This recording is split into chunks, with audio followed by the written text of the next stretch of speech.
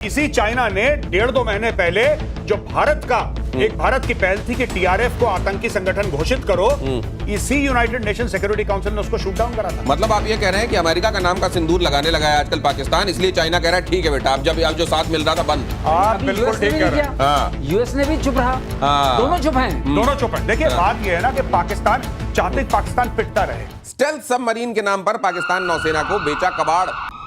2015 में चीन के साथ पाकिस्तान ने 8 हंगूर क्लास सबमरीन की डील की थी। हंगूर है, लंगूर नहीं है। 8 हंगूर क्लास सबमरीन की डील की थी। डील में इंडिपेंडेंट प्रोपल्शन टेक्नोलॉजी वाले सबमरीन का जिक्र है। 10 साल के इंतजार के बाद पाकिस्तान को मिला डीजल सबमरीन। अब ये किस तरह की सबमरीन है, क्या दे दिया गया है और पाकिस्तान कैसे खुशी खुशी नाचते हुए अपने घर ये लेकर आ रहा है और इस कबाड़ का क्या करेगा वो ये बताएंगे पीके श्रीवास्तव साहब। देखिए ऐसा है, इनको कहा था कि हम ऐसी सबमरीन देंगे कि आप 30-40 दिन नीचे रह सकते हैं। अच्छा, कोई आपको पकड़ नहीं सकता, आप लड़ाई कर सकते हैं। कहीं ऐसा तो नहीं होगा सर कि 30-40 दिन, क्योंकि आपने ये बताया था एक बार कि पनडुब्बी को भी सांस चाहिए होती है। अगर डीजल पनडुब्बी है उसको 1-2 दिन में ऊपर आना होता है ऑक्सीजन के लिए, है ना। अब इनको कह दिया कि आपको ऊपर नहीं आना पड़ेगा, हमने खास वाली आपको दे दी है। कहीं ऐसा तो नहीं होगा इसको लेके जाए 30-40 दिन नहीं फिर नीचे ही रह जाए, कहीं ऐसा तो नहीं? इनको वो वाला दिया नहीं। अच्छा, इसमें यही तो कहा गया कि एआईपी निकाल दिया। एआईपी नहीं दिया, इनकी सांस फूल गई, नीचे जाते ही फूल गई। 2 दिन में आएंगे अपने आप 1-2 दिन में ऊपर। ये किसी मतलब का नहीं है आजकल के कॉन्टेक्स्ट में। ये ऊपर आया हमारा तो ये पनडुब्बी नहीं हो गई, ये भी सरफेस एयरक्राफ्ट बन गया। तो अभी किस बात का पनडुब्बी? तो ये ऐसी पनडुब्बी जो सिर्फ 1-2 दिन नीचे रह सकती, किसी काम की नहीं है। तो ये अपने यहाँ क्या कह के बता रहे होंगे हम पनडुब्बी ले आए हैं चाइना से, किसी का नाम आपने। और अब हम सर यही चीज दिनेश भाई बांग्लादेश के साथ भी चाइना ने करी। चाइना ने बोला ये फ्रिगेट है, ये मिसाइल बोट है, ये सब। बांग्लादेश ने ऑफिशियल कंप्लेंट करी चाइना को कि भैया ठीक करो, तुमने क्या कबाड़ भेज दिया। चाइना ने बोला सेल सर्विस के पैसे एडिशनल लगेंगे, फ्री में नहीं। आफ्टर सेल सर्विस अलग से, आफ्टर सेल सर्विस के आपको। और चाइना ने और पैसे मांगे, तब बांग्लादेश ने बड़ी मुश्किल से उसको ठीक करवाया। ये हाल है चाइना का। इनका ये है, तुम क्यों चिंता करो, हम बैठे हैं ना। हम बैठे हैं कमाने के लिए बैठे हैं। हम बैठे हैं कमाने के लिए बैठे हैं, और नहीं तो उधार में तुमको काम करके तुमको दबाने के लिए बैठे हैं। नाम बड़ा अच्छा दिया है ना आपने, अच्छा नाम दिया उसको। अंगूर, अंगूर, लंगूर नहीं, अंगूर। और अगली खबर देखिए, भारत में अल्ट्रा मॉडर्न सबमरीन पर काम जारी है। अब देखिए ऐसा होता है ठोस काम जो भारत में चल रहा है, बाकी जो चल रहा है वो पाकिस्तान में आप देख रहे हैं। प्रोजेक्ट 76 के तहत नेक्स्ट जनरेशन सबमरीन का निर्माण होगा। स्टेल्थ और एआईपी टेक्नोलॉजी का होगा इसमें इस्तेमाल। लंबी दूरी तक मार करने वाले क्रूज मिसाइल से लैस होगी यह सबमरीन। प्रोजेक्ट 76 के तहत 2 बैचेस में 2 अलग अलग फेज में 12 पनडुब्बियों का निर्माण होगा, और ये बहुत खतरनाक पनडुब्बियां हो जाएंगी क्योंकि बहुत लंबे वक्त तक पानी के भीतर रह सकती हैं और बहुत खतरनाक मारक क्षमता से लैस होंगी। तो इधर चल रहा है ये काम और उधर चल रहा है वो काम, चाइना से ले आओ, कबाड़ ले आओ। लेकिन वहां पर इसलिए लेना पड़ता है क्योंकि चाइना अगर आंख दिखाकर ये कह देगा कि लाओ वो सारे पैसे जो over a period of time मैंने तुमको दिए, तो करेंगे क्या? तो वो जो टिका रहा है वो ले रहे हैं। लेकिन सर ये अब जो वहां पर ये टग ऑफ वॉर, एक तरीके से ये जो रस्सा खिंचाई चल रही है, इधर अमेरिका खींच रहा है उधर चाइना खींच रहा है, इसमें फट तो नहीं जाएगा? नहीं, इसमें पाकिस्तान मास्टर है। पाकिस्तान मास्टर है। एक मैं आपको बात बताऊं, जब अमेरिका अफगानिस्तान में बैठा था, पाकिस्तानी तालिबान से भी पैसा ले रहे थे, अमेरिका से भी पैसा ले रहे थे। इसमें आप नहीं पकड़ सकते पाकिस्तान को। इसमें भाई साहब पीएचडी है उनकी। अच्छा। पाकिस्तान जिंदा ही ये टाइट रोप जैसे ना कि वो तार के ऊपर चलते हैं ना सर्कस में, ऐसे डंडा लेके। ये पाकिस्तानी पैदा उस तार के ऊपर हुए भाई। ये अमेरिका को भी बेवकूफ बनाएंगे, चाइना को भी बेवकूफ बनाएंगे और पैसा लेके। अच्छा, इस तरीके से बेवकूफ बनाते हैं क्योंकि इनको पता है कि रिटायरमेंट होते इनको तो लंदन भाग जाना है, फिर जो दूसरा आएगा वो संभालेगा, फिर वो बेवकूफ बनाता है फिर। तो इस तरीके से अच्छा, आज की तारीख में चाइना की मजबूरी है।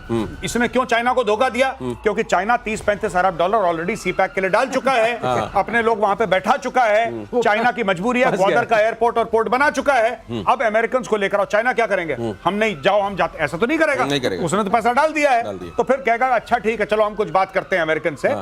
ये 1960s में इन्होंने मीटिंग करवाई थी पाकिस्तान ने, चीन और अमेरिका की। वो पहली दलाली खाई थी पाकिस्तान ने। अच्छा। हाँ, इन्होंने डिप्लोमेटिक रिलेशंस का पाकिस्तान का बहुत बड़ा किरदार है। इन्होंने अमेरिका से पैसे लिए, बोला कि ठीक है हम आपकी मीटिंग लगाएंगे, उसमें करीब 4-5-3 मिलियन जो भी उस समय होते होंगे, इन्होंने पैसे लिए, इन्होंने मीटिंग करवाई, उसके भी पैसे लिए, खुद आने जाने के भी पैसे लिए, और फिर पाकिस्तान अब बिचौलिया बन गया दुनिया का सबसे बड़ा दलाल। और वो भी किस तरह की इमेज का दलाल, आपको बताने की आवश्यकता नहीं। अगली खबर देखिए, फ्रांस की बड़े लेवल पर, बड़े नेवल ग्रुप पर, माफ कीजिए, फ्रांस के बड़े नेवल ग्रुप पर साइबर अटैक हुआ। कंपनी के 1 TB डेटा को हासिल करने का दावा है, 1 TB डेटा उड़ा लिया गया है। सबमरीन वेपन सिस्टम के सोर्स कोड भी शामिल हैं इसमें। साइबर अटैक भारत के लिए एक तनाव की बात है। नौसेना में शामिल स्कॉर्पियन क्लास पनडुब्बियों का पर असर इसका हो सकता है। नौसेना के राफेल एम के डील पर भी इसको लेकर इसकी छाया पड़ सकती है, तनाव हो सकता है। सर ये चिंता की बात है ज्यादा? मैं तो नहीं आपके शो के माध्यम से कहना चाहूंगा, मैं इतना चिंतित नहीं हूँ। ये इस तरह से सोर्स कोड का आता है, 1 टेराबाइट डेटा उड़ा लिया। हाँ, सोर्स कोड जहां भी रखा जाता है हमेशा इनक्रिप्टेड फॉर्म में होता है। इनक्रिप्टेड होता है, तो उड़ा भी लिए तो समझ नहीं पाएंगे। उड़ा लिए तो उसको समझ नहीं पाएंगे और हमेशा फ्रेगमेंटेड फॉर्म में होता है। अच्छा, जो डिजाइन सोर्स कोड होता है, कभी भी आप एक उस पर ऐसा नहीं रख देंगे कि somebody can connect and find out कि what actually how does it work and क्या उसका मतलब है और कैसे निकालेंगे। तो इंक्रिप्शन होता है, वो भी हैश एल्गोरिथम लगता है। हैश एल्गोरिथम का मतलब होता है जब तक कि आपके पास वही की नहीं होगी जो ओरिजिनल के पास है। तो इसका वो समझ लीजिए कि जैसे कि आपका वो बिटकॉइन वाला हिसाब, बिटकॉइन वाला, हाँ, उस तरह इंक्रिप्टेड, एक बहुत लंबा पासवर्ड आपको डालना पड़ेगा। तो वो जब तक वो की नहीं होगी आप इसको खोल नहीं सकते हैं। तो ये बात है जो साइबर अपराधी होते हैं वो इस तरह की बातें कहते हैं और 1 टेराबाइट डेटा उठा लिया होगा। मैं इंक्रिप्टेड डेटा, मुझे नहीं लगता है कि ऐसा कोई इंपैक्ट पड़ेगा। और मैं अपनी नौसेना को लेकर के अभी इतना चिंतित नहीं रहूंगा। ऐसा कोई आधिकारिक बयान भी नहीं आया। लेकिन ब्रीच सीरियस है सर। ब्रीच सीरियस है, ब्रीच कैसे, क्या वो सीरियस बात है? ये चोरी हो जाना डेटा ये सीरियस है, लेकिन डेटा को वो वाकई खिलाफ इस्तेमाल कर पाएंगे, डेटा का इस्तेमाल कर पाएंगे हथियार के तौर पर, इसकी संभावना इसलिए कम लगती है क्योंकि इनक्रिप्टेड फॉर्म में है और इसको भी फिर ये फ्रेगमेंटेड फॉर्म में है। अलग अलग हिस्सों को तोड़कर कोई एक चीज बनानी है वो आसान नहीं है। इसलिए अब अगली खबर की तरफ बढ़ते हैं और S-500 को लेकर रूस का भारत को बड़ा ऑफर, भारत में ही बनाने और तकनीक ट्रांसफर का ऑफर है। डील में भारत को सिस्टम दूसरे देशों को बेचने की तक इजाजत मिलेगी। मेजर गौरव, ये तो बड़ी फीट है, बहुत बड़ी बात है। और यह फैसिलिटी ब्रह्मोस में नहीं है। अभी मैं आपको बता दूं, ब्रह्मोस भारत में बनता है, रशिया और भारत का यह कोलैबोरेशन है। लेकिन क्योंकि उस कंपनी में पार्टनरशिप या ओनरशिप इस किस्म की है कि अगर भारत किसी देश को बेचना चाहे तो भारत को पहले रूस से परमिशन लेनी पड़ती है। मैं ब्रह्मोस की बात कर रहा हूं। ठीक है। तो यानी कि अगर भारत ने आर्मेनिया को बेचा है, उदाहरण के लिए फिलीपींस को बेचा है, तो रशिया ने ओके बोला है, तब जाके बिका है। अब यहां पे रशिया कुछ और कह रहा है क्योंकि वो डील बहुत पहले की है ब्रह्मोस की। अब क्योंकि यूक्रेन का वॉर हो गया है रशिया के बीच में और रशिया काफी हद तक आइसोलेटेड है, ये रशिया का एक रीच आउट है। यही रशिया ने Su-57 के लिए हमें बोला था कि भाई हम आपको दे देते हैं पूरा make in India, 100% transfer of technology, आप नासिक में बनाइए, खुश रहिए, आबाद रहिए, सब कुछ ले लो हमसे, सोर्स कोड वोर्स कोड सब ले लो। ये रूस ने बोला है, यही रूस बोल रहा है S-500 और भारत के पास नहीं है भाई साहब, बाय द वे। और S-500 लेवल का जो सरफेस टू एयर पूरा मिसाइल या पूरा सिस्टम जो है एयर डिफेंस का, वो बहुत कम देशों के पास इस लेवल का सिस्टम है। एक्चुअली किसी के पास नहीं होगा, किसी के पास नहीं है। S-500 का तोड़ किसी के पास नहीं है। ये थाट से भी बेटर है।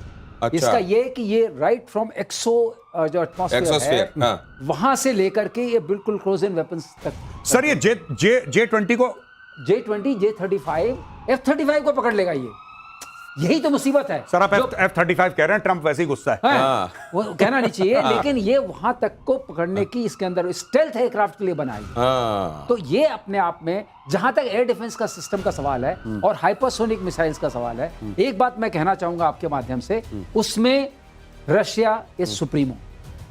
Russia is supremo in rocketry, in speed, in metallurgy, और US is supremo in software, sophisticated technology. तो जब आप दोनों का जहां मिश्रण हो जाएगा तो आपके पास ऐसी चीज आ सकती है जो एकदम आप खिड़की से कहते हैं ना, कान से घुस जाएगी। तो ये वाली चीज आ जाएगी। तो जो खिड़की से मिसाइल के घुसने वाली प्रिसीजन स्ट्राइक की बात हम कर रहे हैं, वो जो है ना, फिर इतना प्रिसीजन आ जाएगा कि सीधे कान, वो जो नाभि में कहते हैं ना मारेंगे, वो वाली स्थिति आ जाएगी। लेकिन अगली खबर देखिए, ईरान का S-400 परीक्षण की खबर।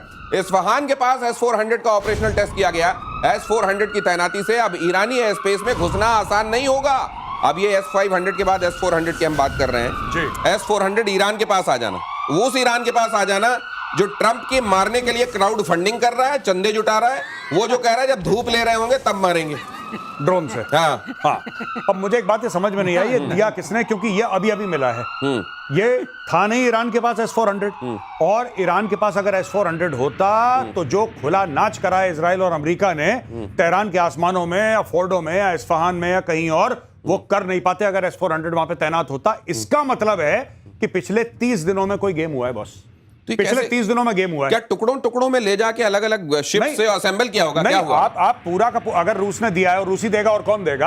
आपने पूरा का पूरा सिस्टम जहाज के अंदर डाला, फ्लाइट लैंड हुई। देखिए रशिया से अगर आप मैप देखेंगे तो ईरान पूरा सेंट्रल एशिया से लगता है, और वो जो कजाकिस्तान, किर्गिस्तान, तजाकिस्तान, जितने भी स्थान है ऊपर, पूरे ऊपर की तरफ आप देखेंगे, नॉर्थ की तरफ जो स्थान है, वो सारे के सारे वहां पे अभी भी लैंग्वेज रशिया, वो रशिया की तो हिस्से थे। तो ऐसा हो सकता है टर्की के पास बड़े दिनों से यूज नहीं हो, पन्नी लगे हुए खड़े हैं। मेरे पास, मुझे वही ध्यान आया, लेकिन मुझे नहीं लगता कि टर्की, देखिए मेरे, जब आपने बोला ना अभी, मेरे सबसे पहले टर्की के पास पड़े और टर्की को F-35 चाहिए, बिल्कुल आप उसी सूरत में बोल रहे हैं ना। मुझे ऐसा लगा कि टर्की, आई डोंट थिंक कि रूस से इतने अपने रिश्ते या तो परमिशन ले लिया, आई डोंट नो, पर ऐसे नहीं हो सकता कि सर एक सिस्टम किसी और को पकड़ा दिया इतना बड़ा। ये सिस्टम बाय इटसेल्फ, अगर मान ले आपने रोड मोबाइल जाके छोड़ दिया, उससे तो काम नहीं करने वाला। तो मतलब उसको समझाना, बुझाना, इंस्टॉल करना, देखना, ट्रेनिंग देना, उसमें बहुत सारी चीजें इन्वॉल्व हैं, फिर उसकी लॉजिस्टिक सप्लाई को मेंटेन करना। राइट। तो ये जब तक OEM, ओरिजिनल इक्विपमेंट मैन्युफैक्चरर नहीं इन्वॉल्व होगा, ये काम संभव नहीं है। ओरिजिनल इक्विपमेंट मैन्युफैक्चरर को इन्वॉल्व होना पड़ेगा, इसलिए रशिया इन्वॉल्व होगा ही होगा इस मामले में। टर्की से जाए ये दूर की कौड़ी लग रही है, लेकिन किसी भी संभावना से आज के विश्व में क्या इनकार कर सकते हैं आप। और अगली खबर यह है कि ओमान की खाड़ी में अमेरिकी युद्धपोत पर ड्रोन से हमला हुआ है। ड्रोन हमले में 3 अमेरिकी नौसैनिक घायल हैं। अमेरिका का आरोप कि ईरान समर्थित हूती लड़ाकों ने यह हमला किया है। ईरान ने अमेरिका के आरोपों से इनकार किया है। वैसे अमेरिका और ईरान के बीच में सर जैसी छूट पकड़ चल रही है बहुत दिनों से, मुझे लगता है कि कहीं दुनिया को भी ये लगने लगा है कि कितना इसमें जेन्युइन है और कितना फिक्स्ड है मैच। नहीं, मुझे तो बहुत डाउट है कि अमेरिका ने बम मारे, अमेरिका ने तीनों लोकेशन पे ये GBU-57 नहीं मारे। GBU-57 sir, if I am not mistaken, सिर्फ फोर्डो पे मारे, इस्फहान को छोड़ दिया और अगले तीसरे वाले को भी छोड़ दिया इन्होंने। और वहां पे दोनों में जो बैलेंस थे, फोर्डो के अलावा वहां पे मारे टोमाहोक क्रूज मिसाइल। अच्छा, दूसरी चीज, अगर हुथियों ने मारा है तो हुथीज आर डायरेक्टली कंट्रोल्ड, और हम बात नहीं कर रहे थे हफ्ता 10 दिन पहले कि हुथियों ने मिसाइल मार दी ये सब, और आपने ही पूछा था भैया आई कहां से, तो यहीं से आई, पहली चीज यहीं से आई। अब मुझे नहीं लगता, ये देखिए ये सब चीजें ना, मुझे ट्रंप की एक बात तो बिल्कुल समझ में नहीं आती, मैं ऑन रिकॉर्ड बोलना चाहता हूं। पहले आप चाहते हो कि हथियार आपके खरीदें, फिर आप कहते हो लड़ो मत, तो हथियार दिए क्यों इन द फर्स्ट प्लेस? ताकि वो बीच में जाके सीटी बजा के फुर्र करके बोले कि चलो नोबेल नोबेल मेरा नोबेल, शांत हो जाओ। आप अगर हथियार बेच रहे हैं तो लड़ने के लिए ही है, फिर या तो आप हथियार ना बेचें, फिर आप कुछ और टेडी बेयर बेचें। आप टेडी बेयर बेचा करें और आप उसके बाद कहें कि अब मैं पीस के लिए अप्लाई करता हूं। वैसे ये जो कहा जाता है कि अभी सुनामी आई, तो पता नहीं किसी ने कहा कि ये ट्रंप ने अचानक उठकर कहा कि मैंने सुनामी से कह दिया रुको तुम नहीं उठ सकती, और उसके बाद सुनामी ने उठना बंद कर दिया। क्योंकि तो कहीं भी सीज फायर करा देते हैं। ये सुनामी के ऊपर टैरिफ लगा देगा अगर सुनामी ने मना कर दिया कि तुमने कब बोला था। हाँ, लगाओ 25% टैरिफ सुनामी के ऊपर।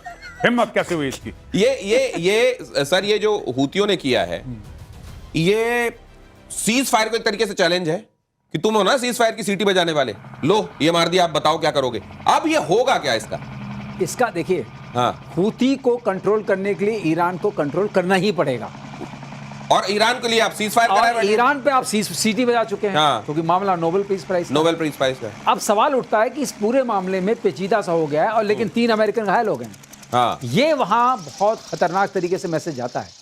अगर कोई अमेरिकन सोल्जर घायल होता है या मरता है, वो अमेरिकन पब्लिक टॉलरेट नहीं करती है। तो ये इनके लिए बहुत बड़ा पॉलिटिकल चैलेंज है कि आप किस तरह की राजनीति कर रहे हैं कि हमारे हूती मार दे रहा है हमारे सोल्जर्स को। वो भी मतलब कोई बड़ा, हाँ सही बात है। अब ईरान ही कुछ करता तो समझ में आता, मतलब कोई ये प्रॉक्सी मार दे रहे हैं, और किस तरह का डिफेंस सिस्टम। अब नहीं उठेगा सवाल, अब इनसे नहीं पूछा जाएगा, हमसे पूछा जा रहा है कैसे घुसे, मिसाइल आई कैसे, इतने सारे आपने बिलियंस ऑफ डॉलर्स का एक युद्धपोत बनाया हुआ है, अब उसके अंदर वो मिसाइल कैसे पहुंच गई उसकी? अरे इजराइल रोक लेता है सारे रॉकेट्स को, इजराइल सब कुछ को रोकता है, हम क्या हैं? अब बहुत प्रश्न चिन्ह खड़े होंगे। ये मामूली नहीं है। अगर इसका डिस्कशन आप देखिएगा आने वाले दिनों में, इसमें कई प्रश्न चिन्ह उठेंगे और वो सारे जाके पॉइंटर बनेंगे ट्रंप के लिए कि आप कर क्या रहे हैं, अमेरिकियों की जान को खतरा हो रहा है और आप बस अपना देख रहे हैं, आपको पड़ी हुई है नोबेल की। अगला देखिए, पहलगाम अटैक को लेकर यूनाइटेड नेशन की रिपोर्ट से पाकिस्तान की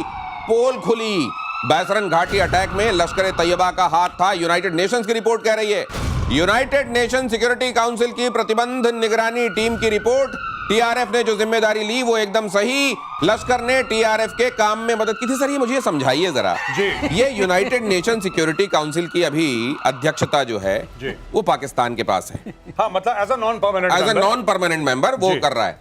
और यहां यूनाइटेड नेशन की तरफ से आ रहा है कि टीआरएफ ने वहां काम किया था और उसने उसकी जिम्मेदारी भी ली थी, लश्कर तैयबा का ये प्रॉक्सी है जी। अब ये इसका पूरा पूरा मेरे को गड़बड़ झाला, ये किस तरीके से गोल गोल है, समझाइए। इसमें इस बार ये देखिए 5 परमानेंट मेंबर्स हैं, जिसमें Russia, China, France, England and United states of America 5 हैं। पांचों की जब तक सहमति नहीं होती है तब तक कोई चीज नहीं होती। अगर एक भी ऑब्जेक्ट करेगा वो चीज बैठ जाएगी। इसका मतलब जब पाकिस्तान को जूते मार रहा था United nation security council, China चुप था।